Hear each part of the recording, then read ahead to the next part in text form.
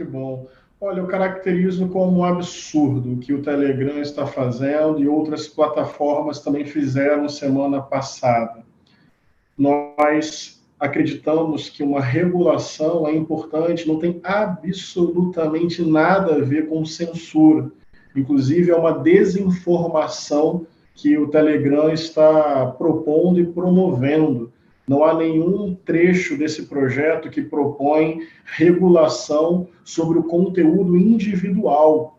É um projeto que propõe regulação sobre os mecanismos que as grandes plataformas utilizam, inclusive zela por transparência, corresponsabilidade, para evitar o cometimento de crime no ambiente virtual.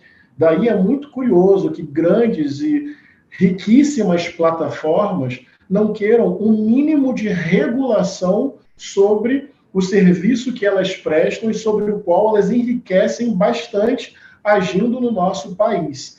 Então, o ministro Flávio Dino está correto, essa ação deliberada do Telegram precisa ser investigada, e é muito curioso que grandes plataformas não queiram um mínimo de regulação e transparência para evitar disseminação de discursos de ódio e práticas criminosas no ambiente virtual. Cabe dizer, para concluir, que esse projeto 2630, ele não cria nenhuma tipificação penal. Aquilo que já é crime na legislação brasileira, o que se pede é que as grandes plataformas possam desenvolver mecanismos para que esses crimes não se disseminem dentro do seu ambiente virtual. É razoável, absolutamente necessário, e esse projeto foi inspirado na Lei de Serviços Digitais da União Europeia. O mundo democrático quer preservar a liberdade de expressão e construir um ambiente virtual mais saudável.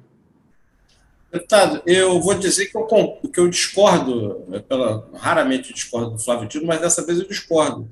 Realmente a democracia do Brasil está sob ataque das big techs.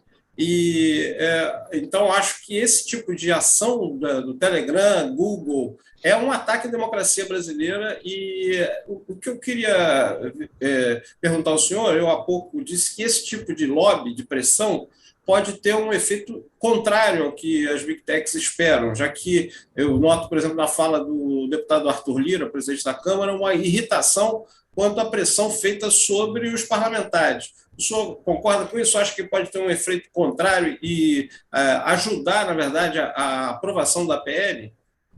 Eu acredito que sim e espero que sim. A fala do Arthur Lira foi muito importante, inclusive chamando os deputados e as deputadas à responsabilidade, porque é um lobby deliberado que as plataformas estão fazendo, pressionando o Congresso Nacional, inclusive, insisto, com desinformação.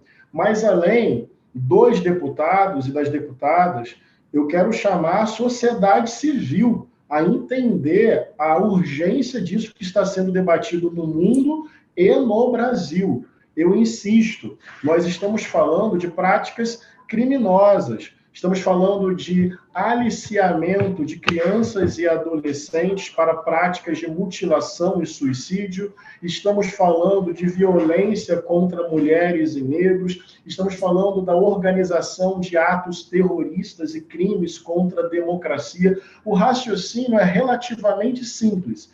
Aquilo que vale no nosso cotidiano, no mundo real, também precisa valer no ambiente virtual. E eu insisto, o projeto não dá nenhuma competência ao governo, a qualquer governo, para moderar o conteúdo de ninguém. Ele não regula postagens dos indivíduos. Ele cria mecanismos para que bilionárias plataformas sejam reguladas e possam contribuir para evitar a disseminação de discursos de ódio criminosos no ambiente virtual.